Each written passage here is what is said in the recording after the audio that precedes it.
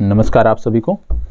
उम्मीद करता हूं आप सब बहुत अच्छे से होंगे और बिहार राज्य विशेष का जो करंट अफेयर्स चल रहा है ये सीरीज़ आपको पसंद भी आ रही है और हमारा भी प्रयास है कि हम पिछले 1 वर्षों के करंट अफेयर्स को बेहतर तरीके से आप तक पहुंचाएं। तो चलिए चर्चा को शुरू करते हैं और उससे पहले आपको बता दें कि आज आपकी जब ये कक्षा समाप्त होती है तो उसके तुरंत बाद इसी YouTube पर एक लाइव सेशन रखा जाएगा 5 मिनट बाद, और उस लाइव सेशन में आपकी उपस्थिति अनिवार्य है। लाइव सेशन क्यों रखा जाएगा? लाइव सेशन रखने का उद्देश्य है कि जो आपका टेस्ट संडे को निर्धारित किया गया है रविवार को, उससे संबंधित कुछ चर्चा की जाएगी। तो लाइव सेशन में आप सबकी उपस्थिति जो है वो अनिवार्य है, ठीक है। तो लाइव सेशन में अपनी उपस्थिति दर्ज कराएं जिससे हम बेहतर तरीके से टेस्ट को कल संचालित कर सकें। और जो कमियां पहले हुई थी तकनीकी फॉल्ट की वजह से कि प्रश्न आपके कम थे, वो इस बार आपको नहीं देखने को मिलेंगे। तो चलिए शुरुआत करते हैं एक एक करके प्रश्नों की। सबसे पहला प्रश्न क्या कह रहा है, ध्यान से देखना है, इसके बाद हमें जवाब देना। चलिए पहला प्रश्न कह रहा है, यहाँ पे ध्यान देने की जरूरत है, सभी घरों में स्मार्ट प्रीपेड मीटर लगाने वाला देश का पहला राज्य कौन सा है? सभी घरों में स्मार्ट प्रीपेड मीटर लगाने वाला देश का पहला राज्य कौन सा है, आपको बताना है। तो चलिए बताइएगा कि देश का पहला राज्य कौन सा है जिसने अपने राज्य क्षेत्र के अंतर्गत आने वाले सभी घरों में स्मार्ट मीटर लगा दिया है? उत्तर प्रदेश, बिहार, पश्चिम बंगाल, छत्तीसगढ़। चलिए जवाब दीजिएगा। और आपको बता दें कि सबकी उपस्थिति उस समय विशेष पर अनिवार्य है। अपने निर्धारित समय पर क्लास समाप्त होने के तुरंत बाद आपको YouTube चैनल पर बने रहना है। एक नया नोटिफिकेशन जाएगा और उस लाइव सेशन के अंतर्गत हम चर्चा करेंगे कि कल का टेस्ट किन विषयों पर होगा और किस प्रकार से कल के टेस्ट को आप बेहतर कर सकते हैं। तो सबसे पहले इस प्रश्न का जवाब दीजिए। और जो लोग विलंब से आते हैं, जब एक समय निर्धारित है आप सबके लिए, तो निश्चित समय पर उपस्थित होने का प्रयास किया करें। चलिए, सभी घरों में स्मार्ट प्रीपेड मीटर लगाने वाला देश का पहला राज्य कौन सा है, आपको बताना है। आपको बता दें, यह योजना 11 अक्टूबर 2021 को स्वीकृत की गई थी। बिहार राज्य सरकार द्वारा इसको स्वीकृति दी गई है और बिहार राज्य सरकार ने बताया है कि इस पर 11,100 करोड़ रुपए खर्च आएंगे और इस योजना के अंतर्गत प्रीपेड मीटर लगने के बाद मासिक बिजली बिल पर 3% की छूट दी जाएगी। यह भी राज्य सरकार ने घोषणा की है, यह भी आपको पता होना चाहिए। परियोजना होने के बाद, परियोजना जब पूरी हो जाएगी, अभी नहीं, परियोजना पूरी होने के बाद बिहार ऐसा पहला राज्य बनेगा। अभी नहीं है, परियोजना पूरी होने के बाद। अभी भारत में कोई भी ऐसा राज्य नहीं है जिसने इस तरह का कार्य किया हो। ये पहला राज्य बन जाएगा जब ये परियोजना पूरी हो जाए, क्योंकि कार्य रूप, मूर्त रूप परियोजना ने ले लिया है, काम आगे बढ़ रहा है। तो निश्चित रूप से जल्द ही आपको बिहार पहले राज्य के रूप में नजर आएगा। तो आपको ये जानकारी पता होनी चाहिए। चलिए बढ़ते हैं आगे। प्रश्न संख्या 2, गंगा जल उद्वह योजना किस राज्य सरकार की योजना है? बताएं, गंगा जल उद्वह योजना किस राज्य सरकार की योजना है, ये आपको बताना है। चलिए, पश्चिम बंगाल, बिहार, उड़ीसा, झारखंड, किस राज्य सरकार की योजना है, यह आपको बताना है। आपको बता दें, गंगा जल उद्वह योजना जो है विशेष रूप से 4 प्रमुख क्षेत्र हैं, राजगीर, गया। मैं आपको बता देता हूं कौन कौन से हैं। राजगीर, गया, बोध गया, राजगीर, गया, बोध गया और बोध गया के साथ नवादा, ये 5 क्षेत्र हैं। इन क्षेत्रों में इस योजना के माध्यम से पेयजल की सुविधा को बेहतर किया जाएगा। पाइप के माध्यम से गंगा के जल को लिफ्ट करके इन क्षेत्रों में, इन 4 क्षेत्रों में, राजगीर, गया, बोध गया और नेवादा में पेयजल की व्यवस्था को सुदृढ़ किया जाएगा, उसको बेहतर बनाने का प्रयास है। 2019 में ये योजना प्रारंभ हो गई है और वर्ष 2022 इसको पूरा होने का लक्ष्य निर्धारित किया गया है। मतलब ये आपकी परीक्षा में पूछी जा सकती है योजना। तो ये किसकी योजना हो गई? ये 4 क्षेत्र कहाँ से संबंधित हैं जिले? ये बिहार से संबंधित हैं, तो बिहार की है। यहाँ पे पता होना चाहिए कि इसका उद्देश्य क्या है। तो उद्देश्य आपने देख लिया, पेयजल की उपलब्धता सुनिश्चित कराने के लिए किन क्षेत्रों में? राजगीर, गया, बोध गया और नेवादा में पेयजल की उपलब्धता को सुनिश्चित कराने के लिए इस योजना को मूर्त रूप दिया गया है। आगे बढ़ते हैं। प्रश्न संख्या 3। प्रश्न संख्या 3 क्या कह रहा है? सभी पंचायतों में पुस्तकालय वाला देश का पहला जिला कौन सा है? सभी पंचायतों में पुस्तकालय वाला देश का पहला जिला कौन सा है? पूर्णिया, मधुबनी, भागलपुर, पटना, इनमें से कौन सा है आपको बताना है। आपको बता दें कि एक जिला अधिकारी थे जिनका नाम था राहुल कुमार, और राहुल कुमार जब उस क्षेत्र विशेष के इन चारों में से किसी एक के जिला अधिकारी थे, और जब उन्होंने जिला अधिकारी का कार्यभार संभाला था तो उसके बाद से उनका उद्देश्य था कि उनके ज़िले के अंतर्गत आने वाले जो भी पंचायतें हैं उनमें कम से कम एक लाइब्रेरी की स्थापना की जाए। और ये लाइब्रेरी का जो वहन था, ऐसा नहीं था कि राज्य सरकार वहन करती, लाइब्रेरी का जो वहन था उसका यह उद्देश्य था, उसका जो आप कह सकते हो आधार बनाया गया था वो इस तरीके का था कि इसमें जो पुस्तकें रखी जाएंगी वो पुस्तकें दान में मिली हुई पुस्तकें रखी जाएंगी, और दान में पुस्तकों को इकट्ठा करने के लिए इनके द्वारा एक मुहिम चलाई गई थी, और यह मुहिम काफ़ी सफल भी रही थी। और उसी के परिणाम स्वरूप 230 पंचायतों में, इस जिले के 230 पंचायतों में दान से प्राप्त पुस्तकों के माध्यम से पुस्तकालय की व्यवस्था कराई गई थी, और शिक्षा विभाग की सहायता से इसमें इस मुहिम को सफल बनाया गया था, और इसका सही उत्तर है पूर्णिया। तो ए विकल्प पूर्णिया आपका सही उत्तर है, ये आपको पता होना चाहिए। याद रखिएगा, जिला अधिकारी राहुल कुमार को भी याद रखना है जिनकी ये मुहिम थी, और उन्हीं की मुहिम के बदौलत यह देश का पहला जिला भी बना है। इसको बताएं, नीति आयोग के रैंकिंग में बिहार के किस जिले के स्वास्थ्य विभाग को देश में 7वां स्थान प्राप्त हुआ है? विशेष रूप से आपको बता दें, ये जो 7वां स्थान प्राप्त हुआ है ये वर्ष 2021 में मार्च माह से ये रैंकिंग की गई थी। मार्च माह से लेकर जून तक की ये रैंकिंग थी, और मार्च माह से जून तक की इस रैंकिंग में ये जिला टॉप पर था, 7वें स्थान पे था। विशेष रूप से जो रैंकिंग की गई थी कि किस प्रकार से कोविड के चलते जो स्वास्थ्य व्यवस्था है विभिन्न क्षेत्रों में चरमरा गई है, तो कोविड के चलते स्वास्थ्य व्यवस्था किस जिले में कैसी है उसके लिए जिलेवार एक रैंकिंग जारी की गई थी पूरे भारत में, और उसी के आधार पे ये 7वां स्थान पे था पूरे भारत में। तो इसका नाम आपको पता होना चाहिए। और आपको बता दें, विशेष रूप से मातृ स्वास्थ्य के दृष्टि से, विशेष रूप से संस्थागत प्रसव की दृष्टि से और अन्य सेवाओं की दृष्टि से इसका स्थान पूरे भारत में 7वां था। तो आपको बताना है इनमें से कौन सा है। आपको बता दें, पहला जो था, पहला यदि हम बात करें तो पहला आता है जिला मणिपुर से।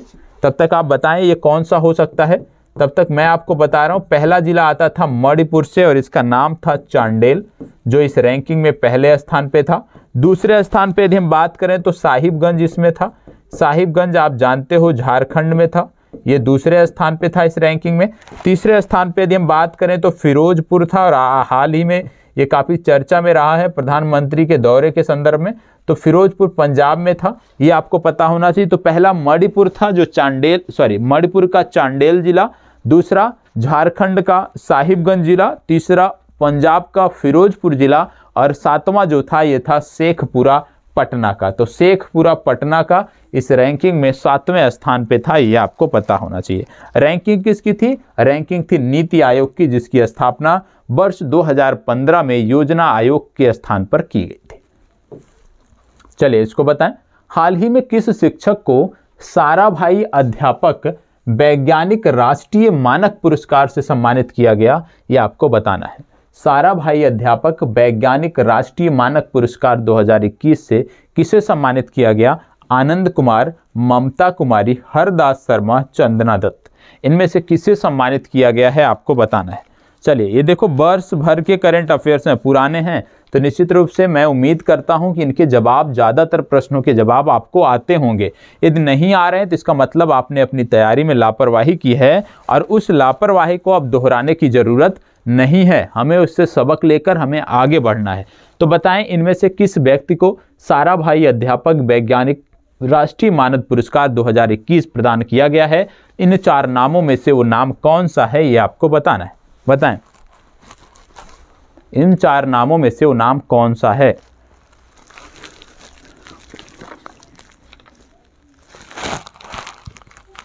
देखो, ये नाम है सुपर 30 के संस्थापक आनंद कुमार का। आनंद कुमार, जो कि विशेष रूप से आप जानते होंगे, इनके ऊपर एक मूवी भी बनी है, ठीक है। तो ये IIT की मुफ्त कोचिंग देते थे बच्चों को, और इन्हीं को यह पुरस्कार दिया गया है। तो आनंद कुमार, ए विकल्प आपका सही उत्तर है। यहाँ पे दो नाम और दिए हुए हैं, हरिदास शर्मा और चंदना दत्त। ये जो दो नाम दिए हुए हैं ये क्या हैं आपको बता दें। ये जो हरिदास शर्मा और चंदना दत्त हैं, इनको आप जानते हैं, हरिदास शर्मा कैमूर से हैं, चंदना दत्त मधुबनी से हैं। इन दोनों को राष्ट्रीय शिक्षक पुरस्कार मिला है, इसलिए इनका नाम मैं बार बार आपको याद दिला रहा हूं, बार बार प्रश्नों में रख के। राष्ट्रीय शिक्षक पुरस्कार 2021 से इनको सम्मानित किया गया है। ये दोनों नाम आपको याद होने चाहिए, हरिदास शर्मा और चंदना दत्त। आगे बढ़ते हैं। देश के पहले ट्रांसमैन सिपाही का क्या नाम है? जब से ट्रांसजेंडर को थर्ड जेंडर की मान्यता दी गई है, उसके बाद से कुछ सुधार आपको इनकी स्थिति में देखने को मिल रहा है।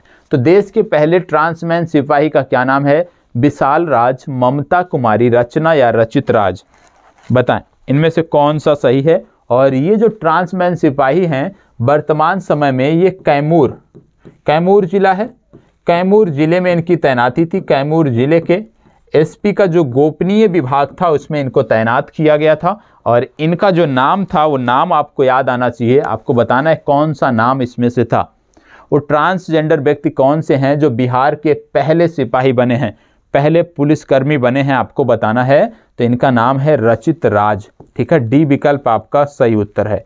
इनका पहले नाम होता था रचना, लेकिन इन्होंने नाम परिवर्तित करके इन्होंने रखा रचित राज, और रचित राज के नाम से इन्होंने बिहार पुलिस में ज्वाइनिंग पाई है। तो डी विकल्प आपका सही उत्तर है, ये आपको पता होना चाहिए। तो रचित राज को याद रखना है, ये देश के पहले ट्रांसमैन सिपाही हैं, इनका नाम आपको पता होना चाहिए। बिहार के किस जिले में रोड रिसर्च इंस्टीट्यूट की स्थापना की जाएगी? रोड रिसर्च इंस्टीट्यूट, बताएं बिहार के किस जिले में प्रश्न को ध्यान से पढ़ना है, अन्यथा यहाँ पे जिनको इसका जवाब पता होगा वो गलती कर बैठेंगे। तो सबसे पहले प्रश्न को ध्यान से पढ़ना है। बिहार के किस जिले में रोड रिसर्च इंस्टीट्यूट की स्थापना की जाएगी? मोकामा, कैमूर, रोहतास और पटना। चलिए जवाब दीजिए, सभी को जवाब देना है। और जिनको नहीं पता है वो चीज़ों को नोट करते हुए चलेंगे। आपको मैंने बता दिया पीडीएफ कैसे मिलेगा, तो उसी प्रकार से टेलीग्राम ग्रुप में पीडीएफ मिल जाएगा। पीडीएफ को सुरक्षित करते हुए रखें। चलिए बताएं, बिहार के किस जिले में रोड रिसर्च इंस्टीट्यूट की स्थापना की जाएगी? देखो यहाँ पे बात हो रही है रोड रिसर्च इंस्टीट्यूट और जिले की बात हो रही है। सबसे पहली बात आपको पता है मोकामा कोई जिला नहीं है, बल्कि ये पटना जिले के अंतर्गत आता है। तो इसका मतलब क्या है कि इन्हीं तीनों में से कोई होगा, और इसका सही जवाब है पटना। पटना जिले के मोकामा में जो है ये रोड रिसर्च इंस्टीट्यूट की स्थापना की जा रही है। जब आपसे स्थान पूछ ले तो आप टिक करोगे मोकामा पे, जब आपसे जिला पूछ ले तो आपको टिक करना है पटना। तो यहाँ पे याद रखना है कि डी विकल्प आपका सही उत्तर है, ये आपको पता होना चाहिए। मोकामा जो कि पटना जिले में आता है, वहां पर रोड रिसर्च इंस्टीट्यूट की स्थापना की जाएगी। हाल ही में केंद्र सरकार ने देश में चावल का पहला साइलो गोदाम बनाने के लिए किस जिले का चयन किया है? बताएं। देश में चावल का पहला साइलो गोदाम बनाने के लिए बिहार के किस जिले का चयन किया गया है, ये आपको बताना है। चलिए जवाब दीजिएगा। साइलो गोदाम कहां पर बनाया जाएगा ये आपको बताना है। यहाँ पे बक्सर, कैमूर, रोहतास, औरंगाबाद, 4 नाम दिए हुए हैं, इनमें से कौन सा सही है ये आपको बताना है। देखो यहाँ पे थोड़ा सा हिंट मैं दे रहा हूं। एक है इराठी प्रखंड, इराठी प्रखंड एक आता है जहां पर इसकी स्थापना की जाएगी। दूसरा जो प्रखंड आता है वो मोहनिया, ठीक है, मोहनिया प्रखंड। ये दोनों प्रखंड है जहां पर इसकी स्थापना की जाएगी। अब प्रश्न है कि इराठी प्रखंड और मोहनिया प्रखंड आता कहां पे है? तो आपको बता दें, एक तो आता है बक्सर में और दूसरा आता है कैमूर में। तो कहने का मतलब है कि बक्सर और कैमूर इन दो जिलों में साइलो गोदाम बनाने का जो है लक्ष्य रखा गया है, और साइलो गोदाम जो है इन्हीं दोनों जिलों में बनाया जाएगा। तो ए और बी आपका सही उत्तर है, और इसके लिए कुल 33 करोड़ रुपए का बजट दिया गया है, और इसके लिए FCI से समझौता भी किया गया है। ये भी आपको पता होना चाहिए। ठीक है, चलिए आगे बढ़ते हैं। यदि अच्छा लगता है तो प्लीज़ विनम्र निवेदन है कि लाइक अवश्य करें। नहीं अच्छा लगता है, कुछ कमियां हैं तो कमियों को भी बताएं, और यदि कमियों को नहीं बता सकते हैं तो लाइक और डिसलाइक का 2 बटन होता है, डिसलाइक का बटन अवश्य दबाएं जिससे हमें पता चले कि इसमें क्या कमी है। बिहार का तीसरा बायोडाइवर्सिटी पार्क किस जिले में है? आपका होमवर्क है कि बिहार का पहला और बिहार का दूसरा बायोडाइवर्सिटी पार्क किस जिले में है, ये आपको बताना है। ठीक है, और आपको बता दें बहुत सारे छात्र आप में से ऐसे हैं जो लगातार प्रतिदिन दिए जाने वाले प्रश्नों का जवाब दे रहे हैं। बहुत खुशी होती है, आप बहुत अच्छा कर रहे हैं। जो लोग नियमित कर रहे हैं आप नियमित करते रहें, बाकी जो लोग नहीं कर रहे हैं आप कोई दिक्कत नहीं, कोई ज़रूरत नहीं है। आप यदि 5 वर्षीय योजना बना के चल रहे हैं कि 5 वर्ष 6 वर्ष में आपको सिलेक्शन लेना है तो कोई बात नहीं, लेकिन जो लोग कर रहे हैं बेहतर उनके लिए ज़रूरी है।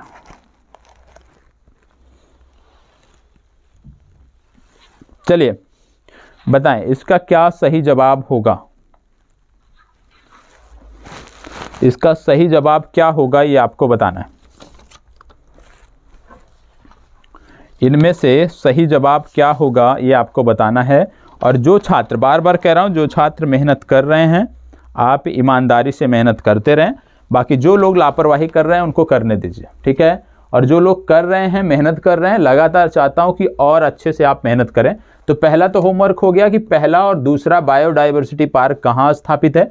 दूसरा होमवर्क आपका, क्योंकि पिछले दिनों आपने जम्मू कश्मीर से जुड़े हुए राष्ट्रीय उद्यानों के बारे में, वन्य जीव अभ्यारण्यों के बारे में बताया था, आज आपका होमवर्क है कि जम्मू कश्मीर के बाद आप हिमाचल प्रदेश पहुंचोगे और हिमाचल प्रदेश में जो भी वन्य जीव अभ्यारण्य हैं, जो भी राष्ट्रीय उद्यान हैं, उनके बारे में आप बताओगे। ठीक है, कहने का मतलब है हिमाचल प्रदेश की जो भी बायोडाइवर्सिटी है उसके बारे में आपको बताना है। जम्मू कश्मीर के बारे में आपने पिछले दिनों बताया है। तो जो लोग समग्रता से चीज़ों को लेकर चल रहे हैं, ईमानदारी से पढ़ रहे हैं, उनके लिए ज़रूरी है कि हिमाचल प्रदेश के बारे में वो जवाब दें जिस प्रकार से वो जम्मू कश्मीर के बारे में दिए थे।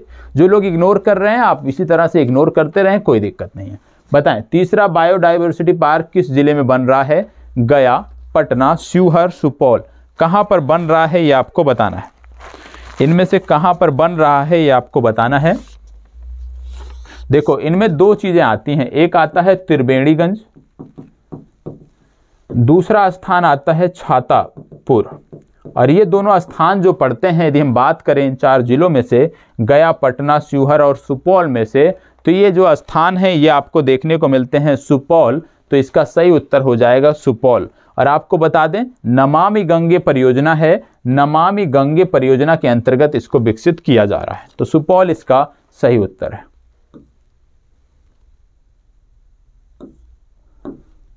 चलें इसको बताएं। पिछले दिनों चलाई गई मैत्री ट्रेन को बिहार के किस स्थान से जोड़ा गया? अब ये जो मैत्री ट्रेन है, जो लोग रेगुलर मेरे से जुड़े हुए हैं उनको जानकारी होगी इसके बारे में। जो लोग रेगुलर नहीं जुड़े हुए हैं करंट अफेयर्स में, उनको शायद यहाँ पे समस्या देखने को मिले। तो यहाँ पे मैत्री ट्रेन के बारे में पूछा गया है कि जो ये मैत्री ट्रेन है ये किन 2 स्थानों को जोड़ती है, आपको बताना है। अब जिनको मैत्री ट्रेन के बारे में पता होगा वो जवाब दे सकते हैं, जिनको जानकारी नहीं होगी वो जवाब नहीं दे सकते हैं। बताएं भारत और नेपाल के बीच ये मैत्री ट्रेन चलाई गई थी। 2 स्थान मैंने बताए थे, एक मैंने बताया था जयनगर और दूसरा मैंने बताया था कुर्था। जयनगर और कुर्था के बीच ये जो ट्रेन है ये चलाई गई थी भारत और नेपाल के बीच। अब इसमें से प्रश्न आपके लिए क्या है कि किस स्थान से जोड़ा गया, मतलब इनमें से जयनगर या कुर्था में से कौन सा ऐसा स्थान है जो बिहार में पड़ता है, क्योंकि एक तो नेपाल में है एक बिहार में है। तो बिहार में कौन सा है ये आपको बताना है। देखो इनमें से बिहार में जो है ये है जयनगर, और जयनगर की यदि हम बात करें ये समस्तीपुर मंडल के अंतर्गत आता है। तो इसका सही जवाब हो गया समस्तीपुर मंडल या जयनगर। जो भी विकल्प में आपके दिया हो वो आप टिक करोगे। ठीक है, चलिए आगे।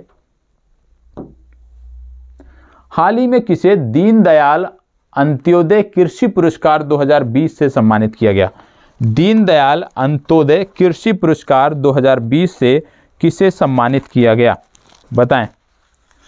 दीनदयाल अंत्योदय कृषि पुरस्कार 2020 से किसे सम्मानित किया गया है आपको बताना है। वंदना कुमारी, वंदना यादव, वंदना सिंह, वंदना पाल, किसको सम्मानित किया गया है ये आपको बताना है। चले बताएं इनमें से किसको सम्मानित किया गया, सभी को जवाब देना है, सभी को जवाब देना है। बताएं इनमें से किसे सम्मानित किया गया है ये आपको बताना है। चले बताएं। 4 नाम दिए हुए हैं, वंदना कुमारी, वंदना यादव, वंदना सिंह, वंदना पाल। आपको बता दें विशेष रूप से इनके द्वारा पानी को संरक्षित कर सब्जियों के लिए, पानी को संरक्षित कर पशुओं के चारे के लिए इस्तेमाल किया गया था। पशुओं के चारे को उगाने के लिए इस्तेमाल किया गया था। चारे में जो भी प्रयोग की जाती है घासें, उनको उगाने के लिए प्रयोग किया गया था। और ये जो पुरस्कार दिया गया था इनका नाम है वंदना कुमारी, और वंदना कुमारी संबंधित हैं बांका जिले से, ये आपको याद रखना है। कहाँ से हैं? ये बांका जिले से संबंधित हैं, इन्हीं को ये पुरस्कार दिया गया है। ठीक है, तो ए विकल्प आपका सही उत्तर है। क्यों दिया गया वो कारण भी मैंने आपको बता दिया। इसको बताएं। बिहार के किस जिले में बिहार का पहला फॉरेंसिक साइंस डिपार्टमेंट खोलने का प्रस्ताव रखा गया है? बताएं। बिहार का पहला फॉरेंसिक डिपार्टमेंट कहाँ पे खोला जाएगा? फॉरेंसिक साइंस डिपार्टमेंट कहाँ पर खोला जाएगा ये आपको बताना है। जमुई, वैशाली, बेगूसराय या भोजपुर, इनमें से कौन सा सही है ये आपको बताना है। चलें बताएं।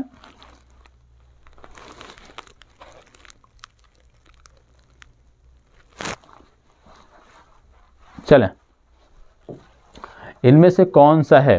देखो, एक विश्वविद्यालय है जिसका नाम है वीर कुंवर सिंह विश्वविद्यालय, वीर कुंवर सिंह विश्वविद्यालय। और वीर कुंवर सिंह विश्वविद्यालय जो है ये भोजपुर मुख्यालय पर है, विशेष रूप से आरा में है, ये आपको पता होना चाहिए। तो इसका सही उत्तर क्या है? इसका सही उत्तर है भोजपुर या आरा, जो भी दिया होगा वो आपका सही उत्तर होगा। और यदि कॉलेज का नाम दिया होगा वीर कुंवर सिंह विश्वविद्यालय, तो वीर कुंवर सिंह विश्वविद्यालय भी सही उत्तर होगा। तो इनमें से जो भी दिया है वो आपका सही उत्तर है। ठीक है, चलिए आगे बढ़ते हैं। इसको बताएं। हाल ही में चर्चा में रहा केसरिया बौद्ध स्तूप बिहार के किस जिले से संबंधित है? केसरिया बौद्ध स्तूप बिहार के किस जिले से संबंधित है आपको बताना है। 4 जिलों के नाम दिए हुए हैं, इन 4 जिलों में से इनमें से कौन सा सही है ये आपको बताना है। पूर्वी चंपारण, पश्चिमी चंपारण, मुंगेर या कटिहार। क्या बोला जा रहा है? केसरिया बौद्ध स्तूप। तो केसरिया बौद्ध स्तूप कहां पर है ये आपको बताना है। चलिए बताइएगा।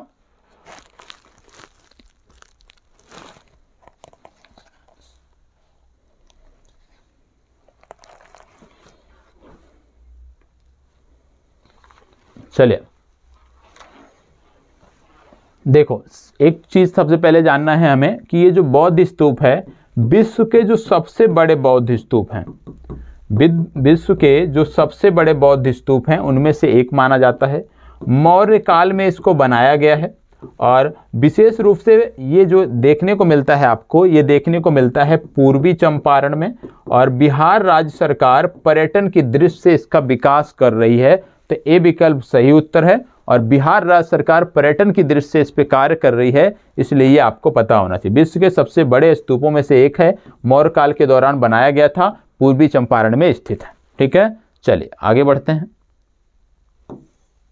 पिछले दिनों बिहार के किस जिले में खुदाई से पुरानी नगर सभ्यता के अवशेष प्राप्त हुए हैं? किस जिले में खुदाई से पुरानी नगर सभ्यता के अवशेष प्राप्त हुए हैं? मधुबनी, किशनगंज, अररिया या बांका, इनमें से कौन सा सही है ये आपको बताना है। इन चारों में से कौन सा सही है वो आपको बताना है। चले बताएं।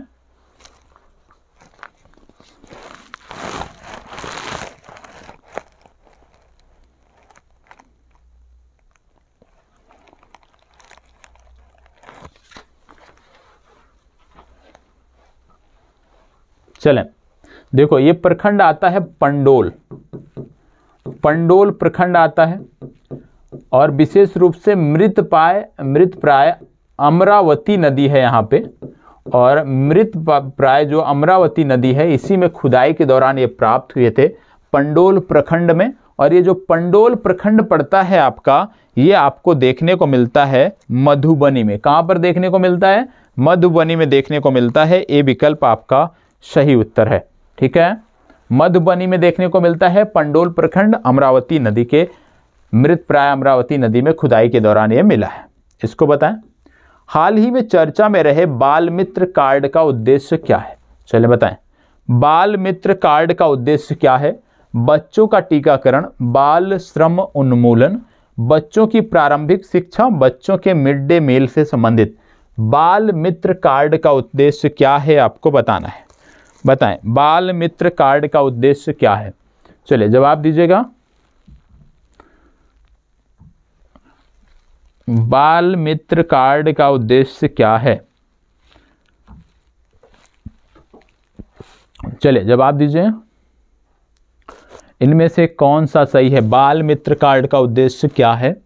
देखो, बात हो रही है बाल मित्र कार्ड की, तो आपको बता दें बाल मित्र कार्ड विशेष रूप से जो संबंधित है ये है कि बिहार में बाल श्रम के उन्मूलन से संबंधित है। बिहार में बाल श्रम के उन्मूलन से संबंधित एक कार्यक्रम है बाल मित्र कार्ड, तो आपको याद रखना है बाल श्रम उन्मूलन। बी विकल्प आपका सही उत्तर है। ठीक है, चलिए इसको बताएं। देश में मशरूम के उत्पादन में बिहार का स्थान क्या रहा? चलिए, हाल ही में ये डेटा आया है, इसके आधार पर बताएं कि मशरूम के उत्पादन में बिहार का स्थान क्या रहा। बताएं।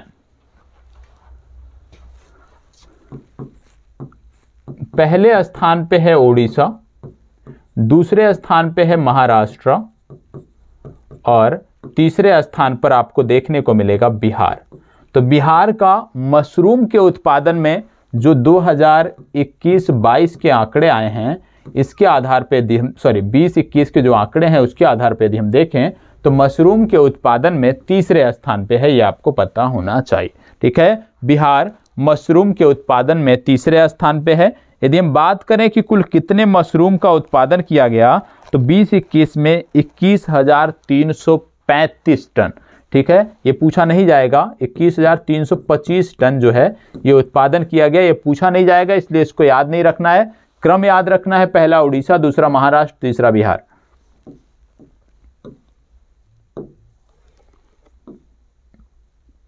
इसको बताएं, हाल ही में बिहार के किस उत्पाद को फाइटोसैनिटरी सर्टिफिकेट मिला है?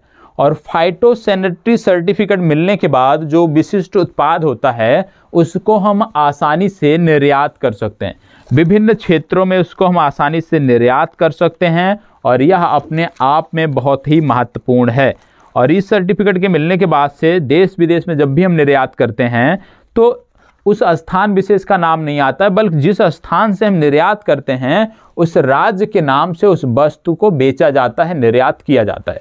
तो विशेष रूप से फाइटोसैनिटरी सर्टिफिकेट की यदि हम बात करें तो यहाँ पे मुजफ्फरपुर की शाही लीची को ये दिया गया है। और मुजफ्फरपुर की जब शाही लीची की बात करते हैं तो मुजफ्फरपुर की शाही लीची को जीआई टैग भी मिला है, ये भी आपको पता होना चाहिए। और जब मुजफ्फरपुर की शाही लीची है, अब इसको बाहर विदेशों में बिहार की लीची के नाम से जाना जाएगा, बिहार की लीची के नाम से निर्यात किया जाएगा। और पहला निर्यात जो बिहार की लीची के नाम से किया गया है वो लंदन को किया गया है, ये भी आपको पता होना चाहिए। ए विकल्प आपका सही उत्तर है। इसको बताएं, बिहार में मास्क मैन के नाम से किससे जाना जाता है? कोविड के दौरान बिहार में इस बच्चे द्वारा कम से कम 2 लाख मास्कों का वितरण किया गया और 2 लाख मास्कों के वितरण के कारण इस बच्चे का नाम गिनीज बुक में दर्ज हुआ है। और गिनीज बुक के वर्ल्ड रिकॉर्ड में दर्ज होने के कारण ये नाम आपके लिए महत्वपूर्ण है। इनकी एक रचना भी है जिसका नाम है वेंटिलेटर इश्क। तो यह भी पूछा जा सकता है कि वेंटिलेटर इश्क किसकी रचना है, तो आपको वही नाम बताना है जो आप मास्क मैन के संदर्भ में बताएंगे। इनका नाम है तत्सम्यक मनु। बी विकल्प आपका सही उत्तर है, तत्सम्यक मनु। इनका नाम गिनीज वर्ल्ड रिकॉर्ड में दर्ज हुआ है। क्यों? 2 लाख से अधिक मास्क का वितरण इनके द्वारा किया गया है। दूसरी बात, इनकी एक रचना है जिसका नाम है वेंटिलेटर इश्क, यह भी आपको पता होना चाहिए। ठीक है, तो बी विकल्प सही उत्तर है। देश का पहला न्यूट्रिशनल गांव किस राज्य से संबंधित है? देश का पहला न्यूट्रिशनल गांव किस राज्य से संबंधित है? बताएं, जल्दी बताएं किस राज्य से संबंधित है। देखो, बिहार की बात हम कर रहे हैं तो निश्चित रूप से ये जो संबंधित होगा ये बिहार से संबंधित होगा। कहने का मतलब है ये राज्य तो हो गया बिहार। स्थान की बात करें तो स्थान का नाम है कुकरा बीघा। क्या नाम है स्थान का? स्थान का नाम है कुकरा बीघा, ये आपको पता होना चाहिए। ये स्थान है कुकरा बीघा गांव है, ठीक है। ये इसको देश का पहला न्यूट्रिशनल गांव घोषित किया गया है। और आपको बता दें यहाँ पर पहली बार गर्मा धान की खेती की गई है। किसकी खेती की गई है? गर्मा धान की खेती पहली बार की गई है। और बात हो रही है बिहार के कुकरा बीघा की, ये आपको पता होना चाहिए। ये आपको पता होना चाहिए। यदि आपसे जिला पूछ लिया जाए कि जिला कौन सा है, तो जिला आप बताओगे कि ये पटना जिले में आता है। तो कुकरा बीघा कहाँ पे है? पटना जिले के अंतर्गत आता है, ये आपको पता होना चाहिए। गांव पूछा जाए तो कुकरा बीघा, जिला पूछा जाए तो पटना, राज्य पूछा जाए तो बिहार, ये आपको पता होना चाहिए, ठीक है। चलिए आज का लास्ट प्रश्न। हाल ही में बिहार सरकार ने स्वच्छ ऊर्जा उत्पादन के लिए राज्य के किन जिलों में सोलर प्लांट स्थापित करने की घोषणा की है? राज्य के किन जिलों में सोलर प्लांट स्थापित करने की घोषणा की गई है, आपको बताना है। बताएं, राज्य के किन जिलों में सोलर प्लांट स्थापित करने की घोषणा की गई है, ये आपको बताना है। चलिए बताइएगा कि किस जिले में सोलर प्लांट स्थापित करने की घोषणा की गई है। लखीसराय और भागलपुर, पटना और जमुई, पश्चिमी चंपारण और गोपालगंज, सारण और वैशाली, किस जिले में ये घोषणा की गई है?